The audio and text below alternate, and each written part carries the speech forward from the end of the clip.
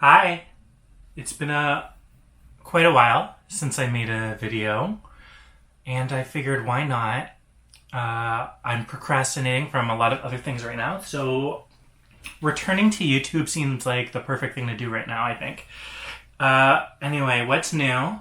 What's going on is I moved. It wasn't really by our own choice, but we're in a new place now. We've been here about a month and a half. And we're settling in very nicely. The book situation is still getting figured out. Right before we left, I did film a bookshelf tour of kind of the setup in our old place. And then I promptly packed my camera away in a box before I could get the footage off the camera. So I will release that at some point soon. My goal is that's going to be my next video. Besides that, I'm about to leave tomorrow for a month-long work trip. So that's also kind of affecting my schedule. Prepping for that has been really busy. We went on some vacation a bit before, so there hasn't been a lot of reading updates the last 2 months, really, at all. But I'm still here to do the mid-year freakout tag. I'm excited to talk about all these books that I've read this year. This year I've read so far 45 books. Yeah, my goal...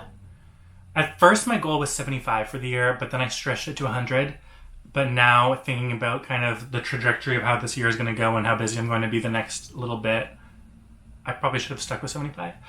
But that's okay, we're going to try. What's new with you? What's going on?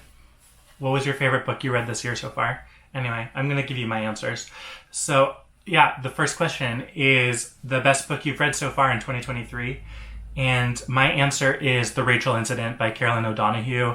I loved this book. This, blew me away. Gave me so many, feelings about being a young person, finishing university, finding yourself, finding your queerness, getting into just, hijinks and fun and dealing with the political situation and recession when you're not quite feeling like an adult yet. That book really changed my perspective about the writing I want to do and gave me some ideas and inspired me a lot, and I'm really excited to work on some writing projects now, partially inspired by that. And it was just so funny. It was catching up with an old friend, gossiping, reminiscing. Oh my god, it's just such a great book. Number 2 is best sequel you've read so far in 2023. I've only read one, and I don't know if it super counts. It is A Day of Fallen Night by Samantha Shannon. This is the prequel standalone entry to The Priory of the Orange Tree. So yeah, I'm not really sure if it counts, but it's the only one I read that even comes close to qualifying for this category. So that has to be my answer. But I did really enjoy it still, so that's okay. It's allowed to be on the list. Okay, number 3, a new release you haven't read yet but want to. I just picked up this book yesterday, Ripe by Sarah Rose Etter. This was inspired by her conversation on Jaylen's podcast, Reading the Room. This seems like a great book. I really don't super know what it's about. It's about kind of Silicon Valley, becoming more socially aware as a young person, I think, is kind of at the heart of this novel.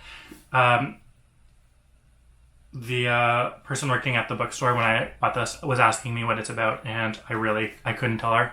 I was I'm so sorry. I really don't know. But just the way she talked about the world in that podcast made me want to pick up her book. So this is probably going to be one of the next things I read. The camera is currently sitting on a stack of about 10 books that I'm planning to bring with me on my work trip. But I'm going to bring this too. Most anticipated release for the second half of the year.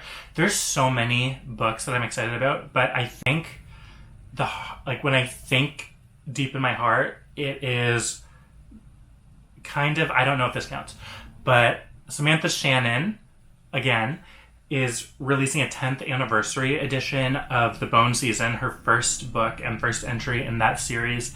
And she's completely rewritten it and added sections and changed things. So it's kind of restructuring how the series is in anticipation of the last few entries of that series coming out in the next few years.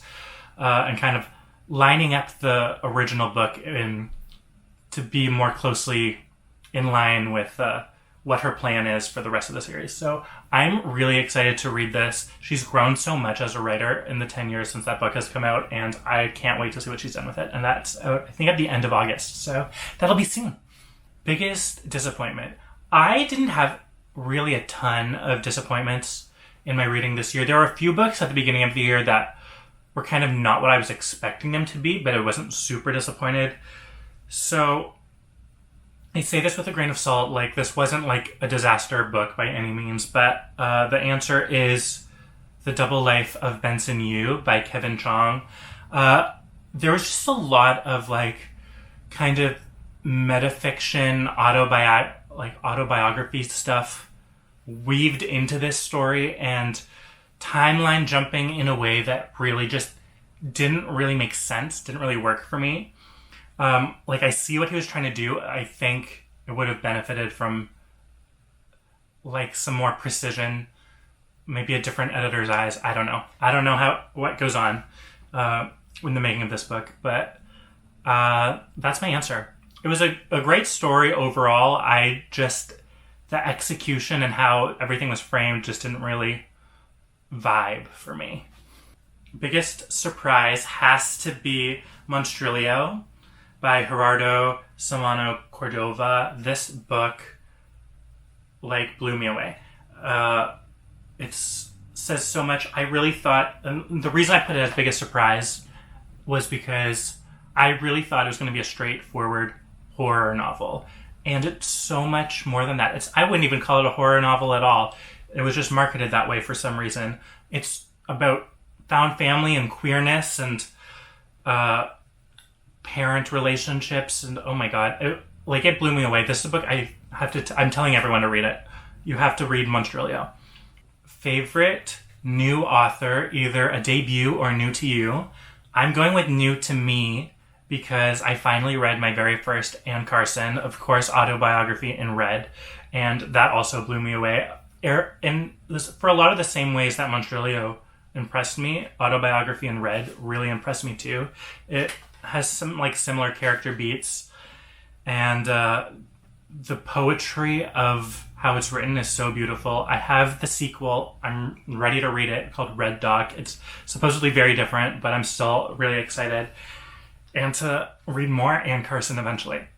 I kind of want to skip over the next two questions. Newest fictional crush. I don't really like none. None of them. 0. And newest favorite character. I put Monstrilio, the monster from Monstrilio, because it was so pure, so charming, so just sweet, makes your heart melt. I don't know. I see a lot of criticism of the character maybe being a bit too sincere to the point that it's corny, but I don't know. It worked for me. I liked it. A book that made you cry. I have The Lights by Ben Lerner. This is a poetry collection, and in general, I didn't love the collection as a whole, but the titular poem, The Lights, I was amazed. It's maybe the best poem I've ever written. I think picking up this collection is worth it just for that one, even though overall there's some experimental things that I found was a bit overkill and made me bored. But that one poem, it's good. A book that made you happy, I have to go with Romantic Comedy by Curtis Sittenfeld. This is a rom-com about a writer on a TV show that's definitely Saturday Night Live, but we can't say that. And she falls in love with one of the musical guests that comes on the show. And yeah, this book was just so feel good. I wasn't expecting it to be so much about COVID, but it was, and it wasn't in a bad way. It's a COVID novel, but not it still made me feel good and didn't make me stressed. But yeah, the characters were just so charming, and it was a silly book, and it just it's a book that exists to make you feel good. So how could I not put that one as my answer? Most beautiful book you've bought this year. Ripe has to be a contender. It's gorgeous, but I ultimately went with City in Flames by Thomas Hushard. This is one of the books from Flying Books. I love all of their kind of design language that they have I think they have 3 books out now, and I have them all. It looks pretty basic on the inside in terms of, sentence structure and paragraph structure and formatting, but I just love this kind of simple thing. I love what they're doing with the dots. This is the 3rd book they've published in this collection, so it has 3 dots. The other ones, correspond. Yeah, that's what I have to say for that one. I don't really know much about this one. I think it's kind of post-apocalyptic, which is very different from the first 2 books that they published, but I'm interested. I'm interested to know what's going on in that. Okay, the last question is, what do you need to read by the end of the year? And my answer is more nonfiction. I have been listening to a few memoirs as audiobooks, but I'm not really getting through them very quickly, and I want to read more kind of, not necessarily research-based nonfiction, but more thinky things, if that makes sense. I need more Maggie Nelson and her companions. The peers of Maggie Nelson to the front, please. I think specifically the next one on my list in that kind of genre is A Horse at Night by Amina Kane, which is a book about writing. And yeah, I think that's it. That's all of my answers for this video. I got through this a lot quicker than I thought I was going to, so that's good because I need to pack for a trip. And haven't really started that yet. So thank you so much for watching. Stay tuned really soon. That not old, is from 2 months ago, bookshelf tour from my old space will be uploaded soon. Once this gets settled more, I'll do another one for here. But yeah, for now, that's it. Thank you so much for watching. I'm going to have more videos soon, I promise. Follow me on Instagram. I'm posting more there. And I'll see you later.